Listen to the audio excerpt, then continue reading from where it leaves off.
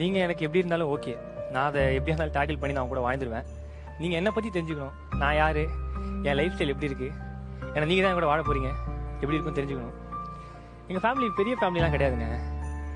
Low கிளாஸ்க்கும் middle கிளாஸ்க்கும் நடுவில் ஒரு இது இருக்கும் பாத்தீங்களா, அதுதாங்க. லோ கிளாஸ் வாழ்க்கையும் வாழ முடியாம மிடில் கிளாஸ் வாழ்க்கையும் வாழ முடியாம கஷ்டம் இருக்கும் பாத்தீங்களா, அதுதாங்க. உண்மையா சொல்றேன், இது நான் உங்களை சிம்பத்தி கிரியேட் பண்ணணும், உங்களை லவ் பண்ண வைக்கணும் அப்படிங்கிறதுக்காக சொல்ல.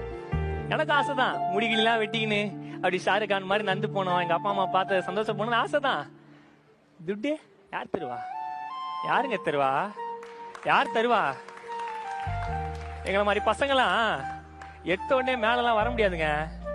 செருப்பு இருக்கு தெரியுமா, செருப்பு ஒரு வருஷம் யூஸ் பண்ணா தேஞ்சு இருக்கும் பாத்தீங்களா, அந்த மாதிரி தேஞ்சு தாங்க வரணும். இதான் என் மூஞ்சி, இதுதான் என் ரேஞ்சி. புச்சிக்குன்னா சொல்லுங்க, நம்ம காம்பினேஷன் பத்தி 1000 பேர் திட்டுவாங்க, கொல்லுவாங்க, நிறைய இருக்கும். நீங்க மனசை தட்டிட்டீங்க, ஓகேனா சொல்லுங்க, உடனே ஒத்துக்கிறேன். இல்லன்னா வைங்களேன், பைக் எடுத்துன்னு போயிடுவேன். ஏன்னு கேளுங்களேன், நின்னீங்கன்னே அழுதா கண்ணிலையும் தண்ணி வருது தெரியும். பைக்ல போனா அழுவு அப்படியே காத்துலயே பறந்துடும் பாத்தீங்களா, அதான் அப்படியே போயிடுவேன்.